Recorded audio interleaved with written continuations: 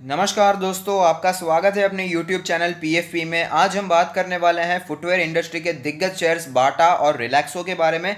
Market की गिरावट में इन शेयर्स को कभी भी भूलना नहीं चाहिए, वरना यहाँ पर आपको धोखा हो सकता है, क्योंकि धमाकेदार शेयर्स हैं, पहले भी मल्टी बैगर रह चुके हैं। तो इनके बारे में क्या अभी बाइंग का समय आ चुका है या नहीं, उसके बारे में हम बात करने वाले हैं। लेकिन उससे पहले अगर आपने चैनल को सब्सक्राइब नहीं किया है तो प्लीज़ सब्सक्राइब कीजिए और रेगुलर अपडेट्स पाने के लिए नोटिफिकेशन बेल को प्रेस कीजिए। साथ ही साथ टेलीग्राम चैनल को भी ज्वाइन कीजिए, जिसकी लिंक डिस्क्रिप्शन बॉक्स में दी गई है।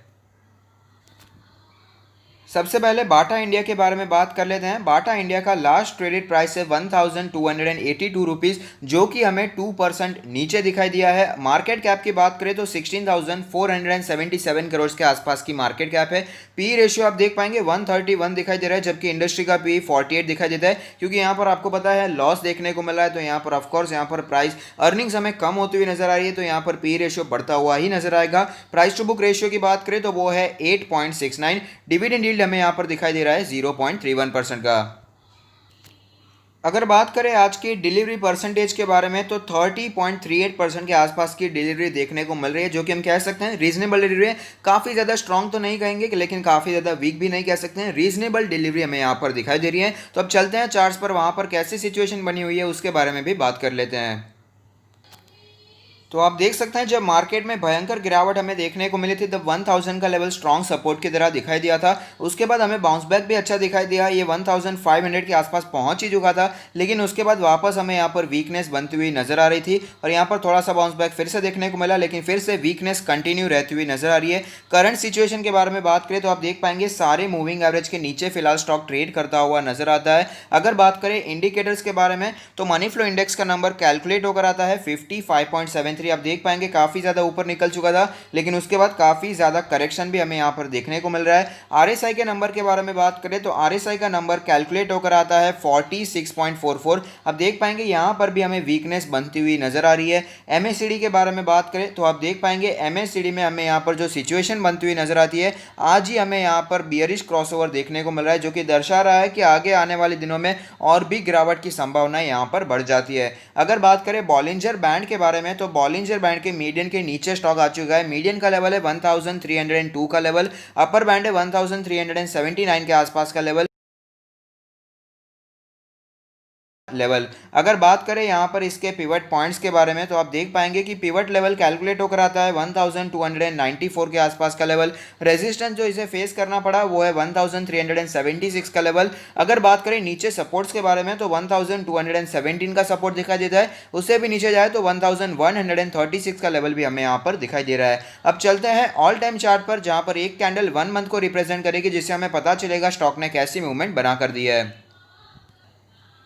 तो आप देख सकते हैं धमाकेदार स्टॉक रहा है, मल्टी बैगर रिटर्न्स इसने हमें बना कर दिए हैं। कभी भी ज़्यादा डीप करेक्शन स्टॉक में देखने को नहीं मिलता है। जब भी स्टॉक में इसमें करेक्शन देखने को मिला है तो 20 मंथ्स का EMA as a strong support हमें दिखाई दिया है। पिछले 2-3 सालों से 20 मंथ्स के ईएमए को भी ये टच नहीं करता है, उसके ऊपर से ही हमें यहाँ पर वापस तेजी कंटिन्यू रहती हुई नजर आती है। लेकिन फिलहाल सिचुएशन गंभीर होती हुई नजर आ रही है और यही 20 मंथ्स का EMA as a resistance stock के लिए फेस करना पड़ा है और 50 मंथ्स का ईएमए एज ए सपोर्ट हमें दिखाई दिया है, जो कि फिलहाल कैलकुलेट होकर आता है 1113 के आसपास का लेवल। अगर बात करें यहाँ पर पोजीशंस के बारे में तो अगर आपने बहुत ही ज़्यादा ऊपर पोजीशन बना कर रखी है, आप यहाँ पर लॉस पर चल रहे हैं, तो चिंता की कोई भी बात नहीं है। अच्छा स्टॉक है, लॉन्ग टर्म के लिए यहाँ पर आपको बने रहना चाहिए। अगर आपने नीचे पोजीशन बना कर रखी है, आप अभी प्रॉफिट में चल रहे हैं, अगर आपने लॉन्ग टर्म के लिए लिया है तो कंटिन्यू होल्डिंग कीजिए। लेकिन अगर आपने शॉर्ट टर्म के लिए लिया है तो यहाँ पर मैंने आपको रेकमेंड भी किया था, आपने यहाँ पर मैंने बाइंग की रिकमेंडेशन दी थी और यहाँ पर फिर से जब ये स्टॉक काफ़ी ज़्यादा ऊपर निकल चुका था तो वहाँ पर मैंने आपको सेलिंग की रिकमेंडेशन भी दी थी, जो लोग यहाँ पर स्विंग ट्रेडर्स थे।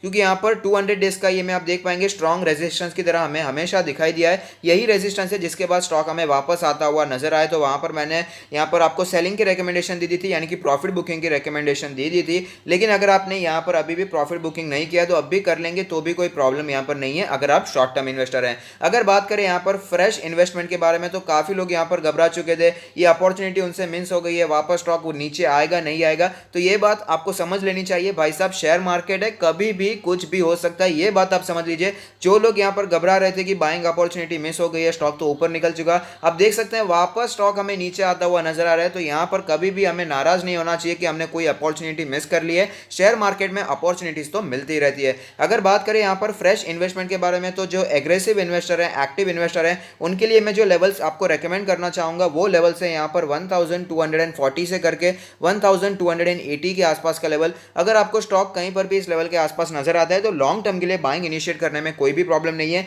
लेकिन जो वेट करना चाहते हैं, जो कंजर्वेटिव इन्वेस्टर होते हैं, उनके लिए भी मैं लेवल जरूर बताऊंगा, जो कि है यहाँ पर 1180 से करके 1220 के आसपास का लेवल। अगर आपको स्टॉक कहीं पर भी इस लेवल के आसपास नजर आता है तो वहां पर आप लॉन्ग टर्म के लिए बाइंग इनिशिएट करने के बारे में सोच सकते हैं।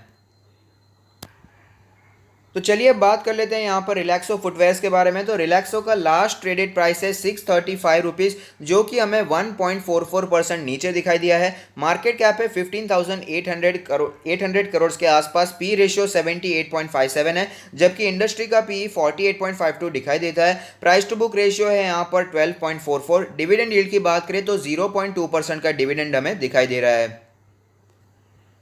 आज के डिलीवरीज के बारे में बात करें तो काफ़ी अच्छी डिलीवरी देखने को मिल रही है। 45% के आसपास की डिलीवरी देखने को मिल रही है in comparison to Bata India. Relaxo में यहाँ पर डिलीवरी काफ़ी ज़्यादा दिखाई देती है, जो कि एक पॉजिटिव बात है। चलते हैं चार्ट्स पर, वहाँ पर कैसी सिचुएशन बनी हुई है उसके बारे में भी बात कर लेते हैं।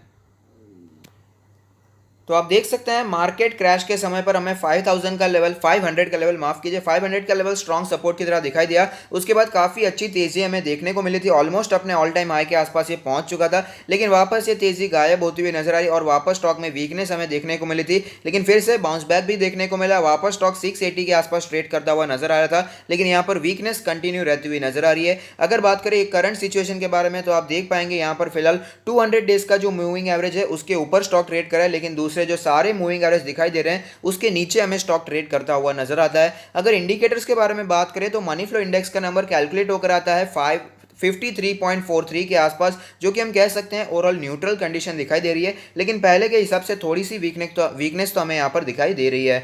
आरएसआई के बारे में बात करें तो आप देख पाएंगे आरएसआई का नंबर कैलकुलेट होकर आता है 46.58। यहाँ पर भी हमें थोड़ी सी वीकनेस ओवर द टाइम देखने को मिली है। अगर बात करें एमएससीडी के बारे में तो एमएससीडी में जो सिचुएशन हमें देखने को मिल रही है, अब देख पाएंगे एमएससीडी में हमें यहाँ पर फ्रेश बियरिश क्रॉसओवर देखने को मिल रहा है, जो दर्शा रहा है कि आगे आने वाले दिनों में और भी गिरावट का सामना इसे करना पड़ सकता है। बॉलिंजर बैंड के बारे में बात करें तो बॉलिंजर बैंड का अपर बैंड जो है वो है 659 के आसपास का लेवल, मीडियन जो है वो है 643 के आसपास का लेवल, लोअर बैंड है 627 के आसपास का लेवल, जिसके आसपास ही स्टॉक ने आज सपोर्ट लिया और वापस हमें थोड़ी सी रिकवरी भी दिखाई है। पिवट पॉइंट्स के बारे में बात करें तो यहाँ पर पिवट लेवल कैलकुलेट होकर आता है 638 के आसपास का लेवल, जिससे नीचे स्टॉक ट्रेड कर रहा है। अगर बात करें सपोर्ट्स के बारे में तो यहाँ पर 605 का लेवल दिखाई देता है, उससे भी नीचे जाए तो यहाँ पर 556 का लेवल भी हमें यहाँ पर दिखाई दे रहा है। अगर ऊपर रेजिस्टेंस की बात करें तो 688 का लेवल हमें यहाँ पर रेजिस्टेंस की तरह दिखाई दे रहा है, जो कि रेजिस्टेंस स्टॉक को फेस भी करना पड़ा है। अब बात करते हैं इसके ऑल टाइम चार्ट के बारे में, जहां पर एक कैंडल 1 मंथ को रिप्रेजेंट करेगी, जिससे हमें पता चलेगा स्टॉक ने कैसी मूवमेंट बनाकर दी है।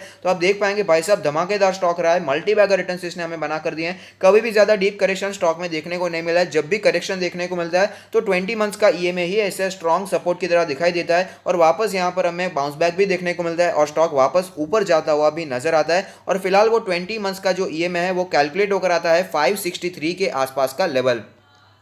अब बात कर लेते हैं यहाँ पर पोजीशंस के बारे में। तो अगर आपने बहुत ही ज़्यादा ऊपर पोजीशन बना कर रखी है, आप अभी डीप लॉस में चल रहे हैं, तो मेरा मानना है भाई साहब कंपनी अच्छी है, डिओपोली वाला बिजनेस है, बाटा और रिलैक्सो ही देखने को मिलते हैं, तो यहाँ पर बने रहिए, लॉन्ग टर्म के लिए कोई भी प्रॉब्लम नहीं है। लेकिन अगर आपने नीचे पोजीशन बना कर रखी है, आप अभी प्रॉफिट में चल रहे हैं, लॉन्ग टर्म के लिए लिया है तो प्लीज़ कंटिन्यू होल्डिंग। लेकिन अगर आपने शॉर्ट टर्म के लिए लिया है, क्योंकि मैंने आपको यहाँ पर रिकमेंड भी किया था कि 580 से 600 का लेवल काफ़ी अच्छा लेवल है जहाँ पर बाइंग इनिशिएट की जा सकती है, और अगर आपने वहाँ पर बाइंग किए, अगर आपने लॉन्ग टर्म के लिए लिया है तो कंटिन्यू होल्डिंग कीजिए। लेकिन अगर आपने शॉर्ट टर्म के लिए लिया है तो यहां पर मैंने आपको रेकमेंड भी किया था कि टाइमली आपको प्रॉफिट बुकिंग भी करना चाहिए। 650 के ऊपर जैसे ही गया था वहां पर प्रॉफिट बुकिंग के भी संकेत मैंने आपको दे दिए थे। लेकिन अगर आपने अभी भी प्रॉफिट बुकिंग नहीं किया है तो एक लेवल का आपको ध्यान रखना चाहिए, जो कि है 200 डेज का ईएमए, जो कि फिलहाल कैलकुलेट होकर आता है 617 के आसपास का लेवल। अगर ये लेवल टूटता है तो और भी गिरावट हमें देखने को मिल सकती है। अब बात कर लेते हैं यहाँ पर फ्रेश इन्वेस्टमेंट के बारे में। तो काफी लोग यहाँ पर भी बाटा इंडिया की तरह ही घबराते हुए नजर आ रहे थे। एक्चुअली यहाँ पर बाटा इंडिया से ज्यादा यहाँ पर रिलैक्सो में लोग घबरा रहे थे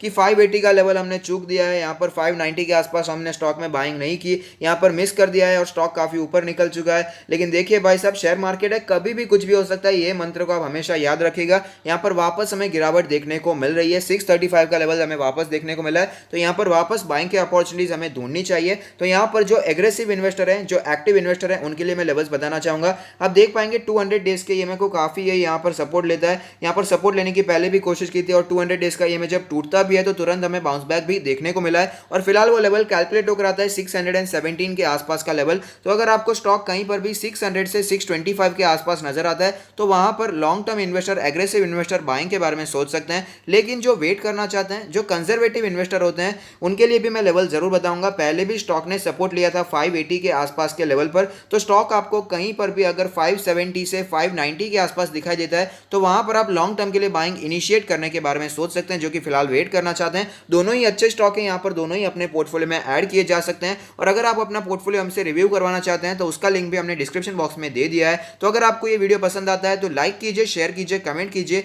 सब्सक्राइब कीजिए और मुझे मोटिवेट कीजिए। Thank you, stay happy, happy investing.